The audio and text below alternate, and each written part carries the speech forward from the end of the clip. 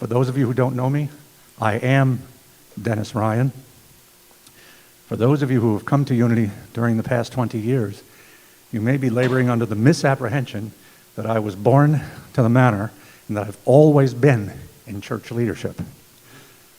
However, the truth is that for 30 years, I had no church and I had no regular spiritual practice. It was not until a very dear friend told me, "You say you're stuck. You're stuck for a reason. Physical healing and emotional healing are not sufficient. A milk stool has 3 legs for a reason.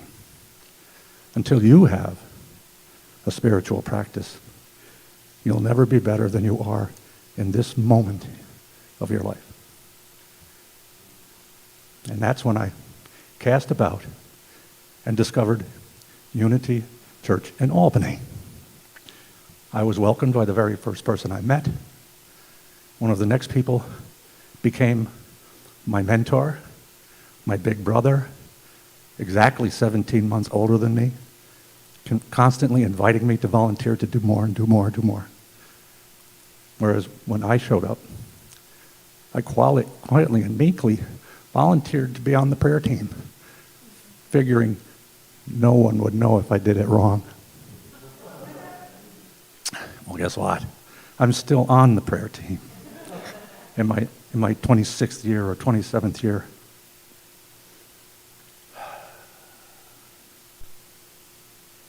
In fact, my community has become my family. Those of you who came this morning expecting to hear John Monday, he sends his regrets.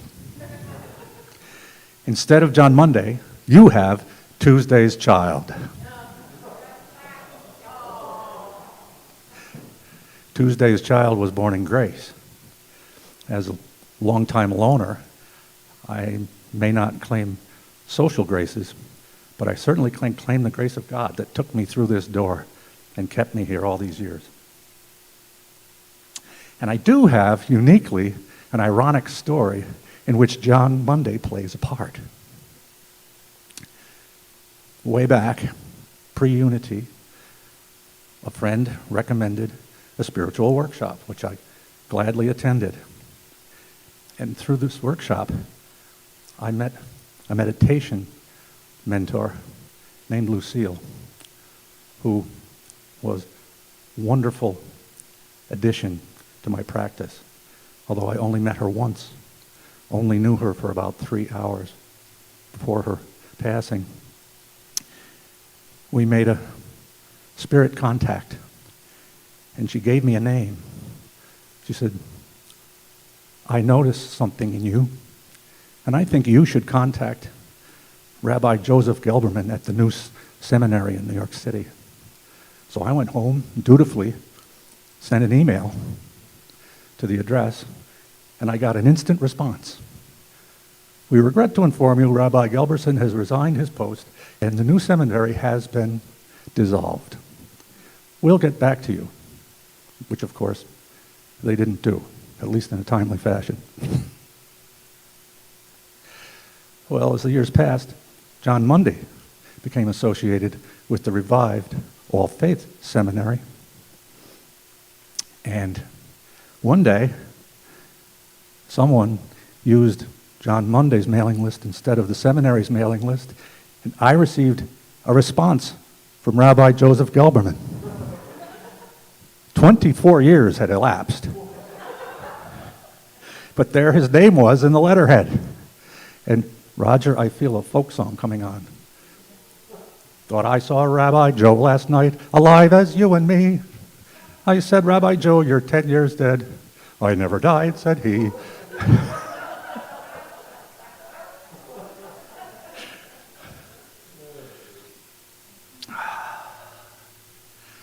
Well, I'm starting off with this story.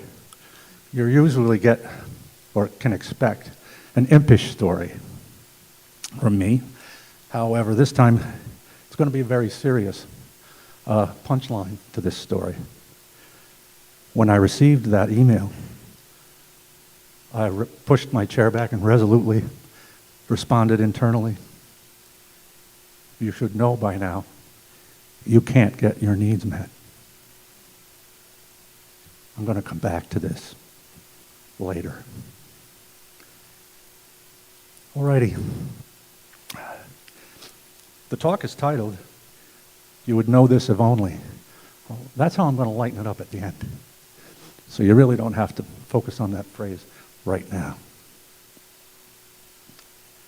The topic, of course, for any of you who know me, is an aspect of love. This is a continuation of my last talk, which happened on a Valentine's Day. And this weekend, it happens to be my 18th wedding anniversary. So it's a further aspect of love, and both talks will be in the final exam. The final exam begins when you walk out your door with your love lights on and greet everyone you meet. Okay. Last time I spoke, I was reading Mr. Butterworth, Reverend Butterworth, and I was reading a contemporary author, Paul Hasselbeck, and they welled up and came out in the talk.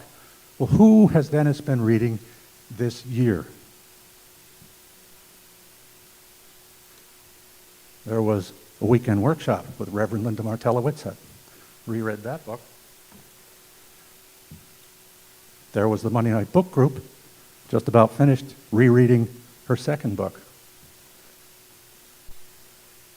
Reverend Linda Martella-Whitsett spoke to us one of the topics in her newest book, written with her daughter, Alicia. So it's obvious that having been immersed in the writings of Reverend Linda, that's what's going to percolate up. And I do so feeling somewhat like the deer in the headlights, D-E-A-R, because what I was motivated to do was to emulate Reverend Linda. When we first spoke about her in the book group in 2016, everyone in the room, including 2 licensed Unity teachers, everyone was challenged to think in terms of a 21st century God, not a 12th century God. Every one of us was challenged to think of the power of love, the cosmic power of the divine. Every one of us was challenged to assume our divine identity, to not hide it under a bushel. Found it difficult. It's really kind of simple. I came in the door of Unity. Occasionally, not occasionally, every time I came to that certain traffic light, please God, rescue me from this interminable traffic delay. Then I came to Unity. I heard the phrase Father, Mother, God. And I thought, that's it. The divine is my father and my mother, and if I tap in, now that I'm an adult, I can mentor myself and I can love myself. And that was a move. But then I encountered more writings, like Reverend Linda's, and my consciousness said, Butterworth's right. There's a cosmic flow, and I have to jump in that cosmic flow. And then Reverend Linda came along and said, you are the flow, Dennis, and whatever made you think you weren't. So this is a difficult concept to do when so many people still think there's a Super Santa sitting on top of the cloud. And then to tease out one of the 3 aspects of the power of love, that's a really big ask. Is this really what you want? But that's what kept coming back. That one chapter of Reverend Linda's is still rattling around in your head. So, love, the power of attraction, harmony, and unity, The least understood and most often misused is the law of attraction. The Daily Word tells me today my purpose is filled with passion. And if I speak the words of God, it better be truthful.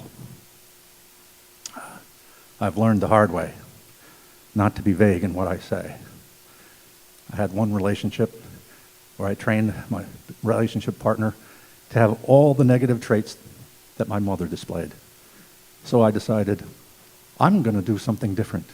In my next relationship, I trained my partner to exhibit all the negative aspects of my father's personality. And I once again said, I want something different. And I found a relationship where the negative traits were a mirror image of my own. I learned to be more precise, to be impeccable with my word.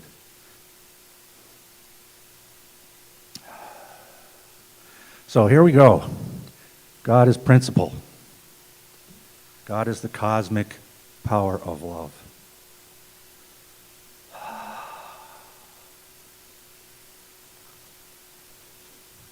So from this aspect, let's look at the question, what is the cause of my unwanted condition? The law of attraction. There are 4 common answers to this question. The first one is based on invisible forces. God allows this challenge. God causes this challenge. God sends it as punishment, as a lesson, or just so God can show off when he turns off the switch. Did I say that?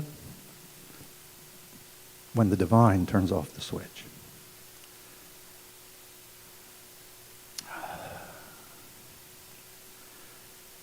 For many Christians, suffering is caused by sin, and suffering is the remedy for sin. So suffering is there somehow noble. This is where my family fits in. They didn't get loving guidance from a clergyman when my younger sibling was born severely handicapped.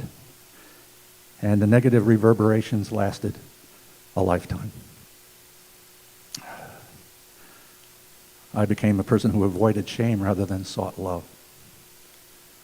However, God is principle. God is not a punisher. God doesn't choose. God is the same for all people all the time. God is. Another way to answer that question, what's the cause of my unwanted condition? Natural imbalances. Traditional Chinese medicine seeks to restore physical balance and harmony with therapies that balance the body's qi, or in the Japanese language, ki, for you Reiki practitioners out there, equal time. Western medicine looks to genetics, environment, biochemistry, and physiology as causes for physical and mental illness. Then there's personal sin. A third way to misinterpret the law of attraction. Many theories about physical and mental illness rely on religiously induced guilt, or your stinking thinking that you carry forward. And we in New Thought identify the human mind as the origin of human troubles, but we don't give you a nuanced understanding at the outset. This teaching, taken out of context, appears to blame the thinker. This is metaphysical malpractice. Having negative thoughts does not necessarily mean you cause your condition. But what about karma, you might ask? Well, Gandhi had the last word on karma. Naysayers, pompous naysayers, said to Gandhi, "Why do you meddle with those untouchables? That is their fate.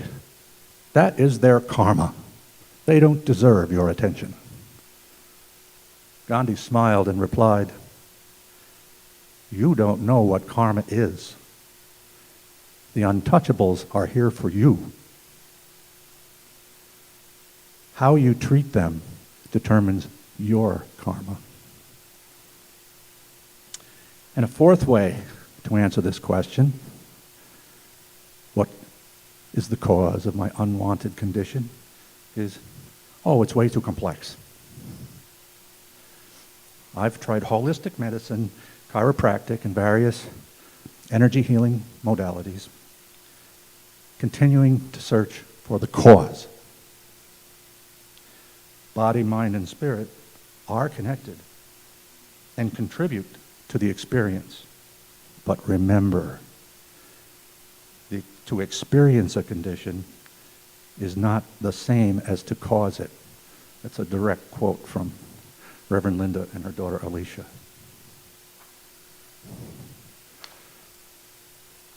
So now let's dive into the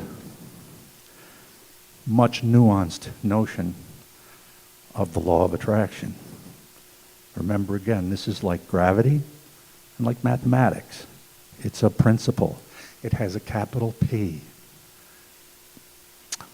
When Paul Hasselbeck teaches, you look through the book and every time you see a capital letter, you bolt upright, because a law, a principle, a truth, they are all capitalized to grab your attention. This is a principle. It's true for you, it's true for me, it's true every minute of every day. All thought, feeling, and action get pulled toward love by the power of magnetism. This is how I attracted myself to this community. It's how I attracted myself to the positions that I've filled. It's how I've attracted myself to my marriage of 18 years, through the law of attraction.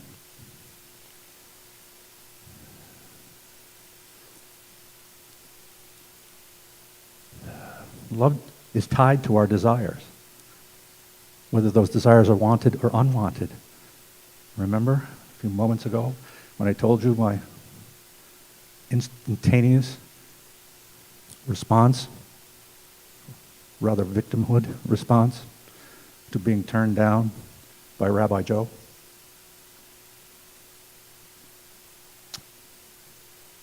The law of attraction states that we are the creators of our experiences and how we frame our reality. We're not responsible for our circumstances. We do not instigate disease. We do not instigate heartbreaks. And we do not instigate earthquakes by our thinking. We do not invite them as opportunities for learning or for growth. My reality is that I have had 2 COVID vaccinations. There's a collective consciousness of fear out in the world that may cause some to attack me for that stance that I've taken. I created the reality, vaccinations. I did not cause the circumstance, gaslighting, bullying, angry taunts that could result. There is a fine line and a significant difference.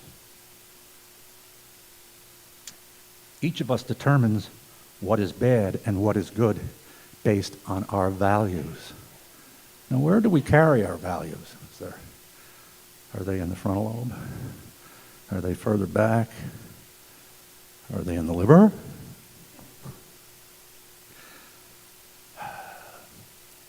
Our values we carry in our consciousness. And I'm reminded day in and day out that there's a percentage in there, and a certain percentage of that is only human consciousness, and another percentage of that is Christ consciousness. And it's up to me to work to improve the ratio. I was born in the image of the divine, but it's up to me to work to become the likeness of the divine.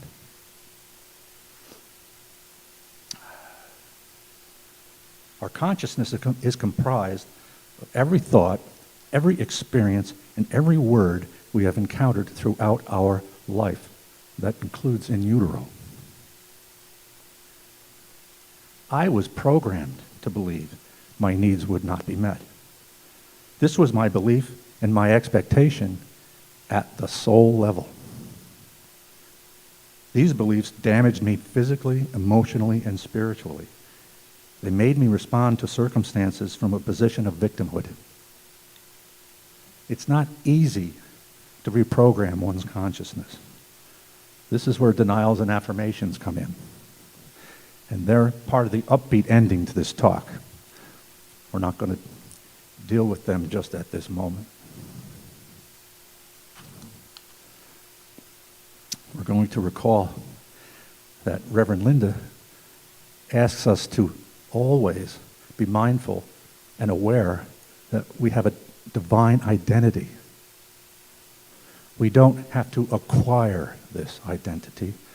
We need to release a limited sense of our only human self to reveal the infinite self, our divine identity.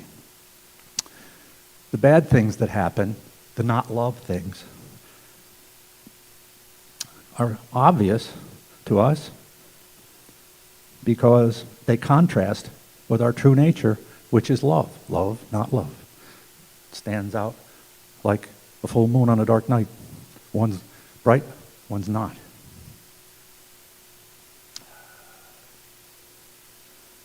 Anything you perceive as not love will stand out. And your innermost, unknown to you thoughts do not cause bad things to happen to you. Self-blame, metaphysical malpractice, is destructive. It leads to self-condemnation, a position from which you cannot move forward. The law of attraction claims that you are responsible not for creating the bad things that happen, but you are responsible for how you experience them. How you respond matters. Notice I did not say react. I said respond.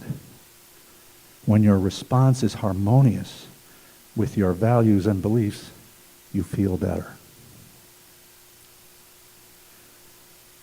Reverend Linda has given me an entirely new way to look at this next word. She hyphenates it and uses two different typefaces to separate. Response, ability. I am able to control my response when I live from my highest self, my divine identity. For me, it's choosing not to be a victim when I encounter difficulty, not to take it personally and rage at myself.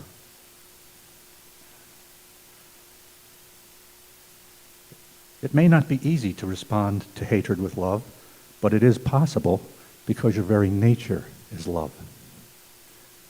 It may not be easy to respond to sickness by focusing on all that is going well, but it is possible because wholeness is your divine identity. So Dennis, the book nerd, read those 3 books that I held up. Is that the only way to encounter this concept of Reverend Linda's? You'd know this concept if you read Unity magazine. The very chapter that captivated me is excerpted in the current issue of Unity magazine. There's one on the chair out in the hall. I expect someone to take it home.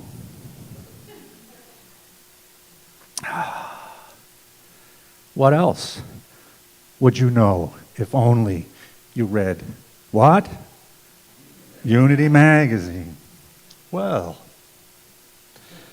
there's a gentleman named Dawson Church, a scientist and spiritualist.